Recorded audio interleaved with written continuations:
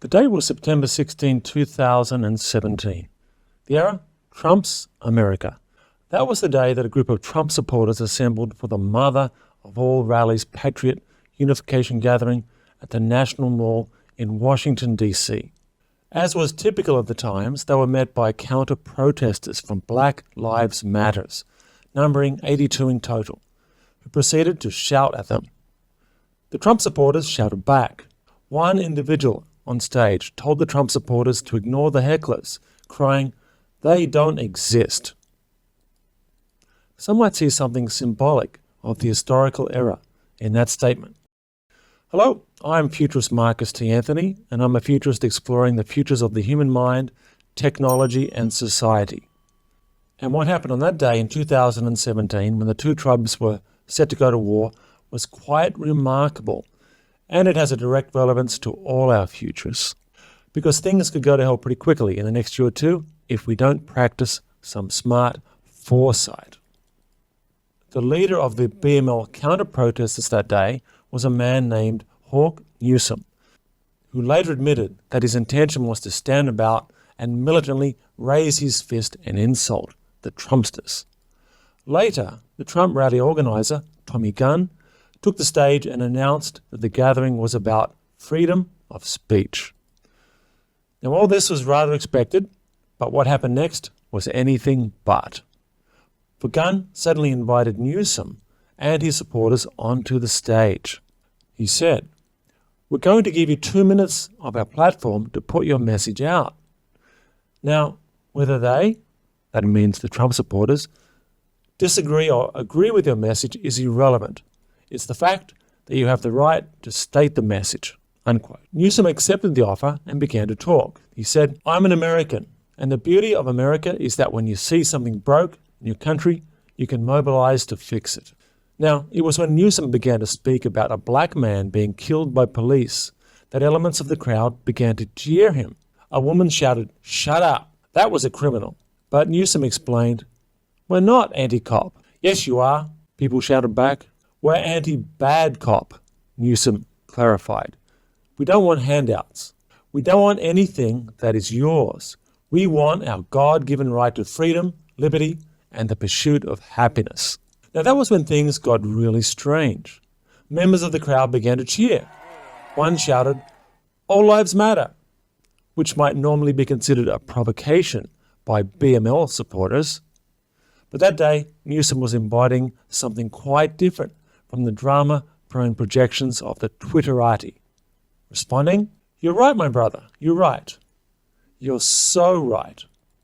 All lives matter, right? But when a black life is lost, we get no justice.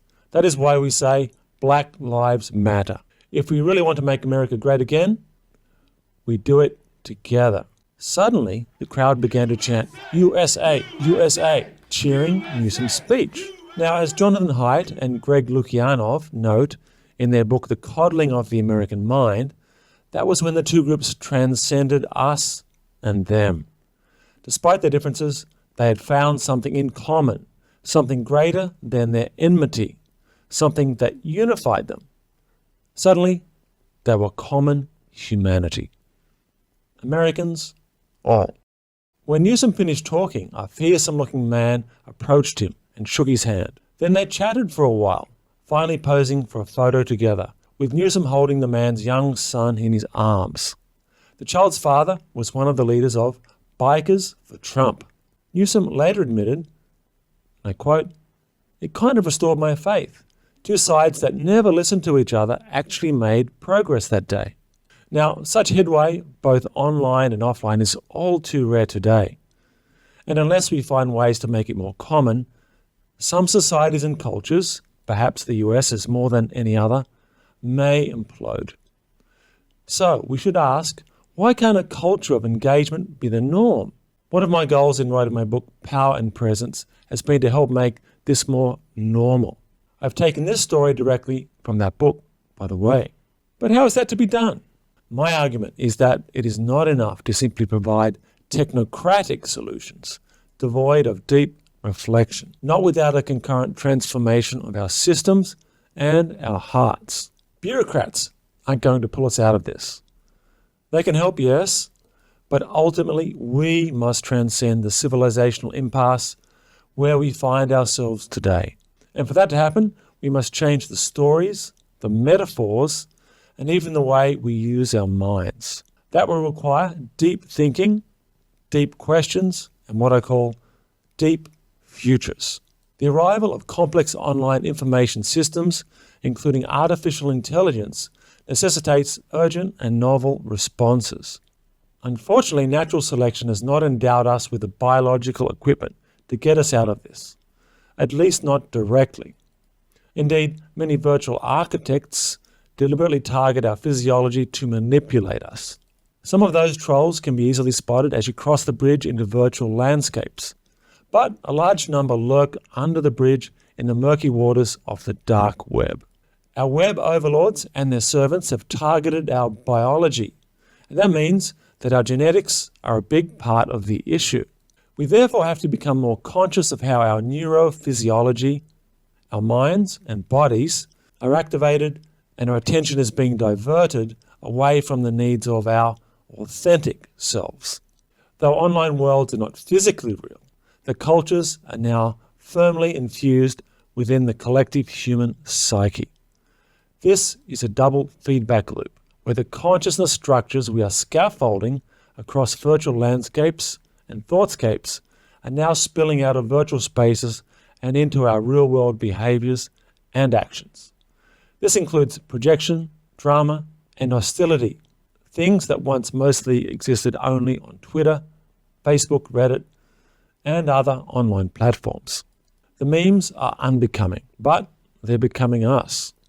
I believe that we can begin to create a web of wisdom that serves the human heart and encourages a more noble expression of our humanity. Part of the solution can and should involve enhancing our capacity for embodied presence and digital wisdom. That will involve developing greater awareness of how our minds and bodies function, enabling conscious choice where unconscious habit and conditioning now prevail. Finally, we cannot afford to wait for the tech giants, corporations, and political parties to initiate action, for they are the architects of much of this drama. We have to begin within ourselves, challenging the dominant consciousness structures we have woven across online and offline worlds. This is not so much artificial selection, but what the late biologist Barbara Marx Hubbard called conscious evolution. We must now consciously choose the way to relate to our minds, our bodies, and our machines. Think about that. See you again soon in the futures.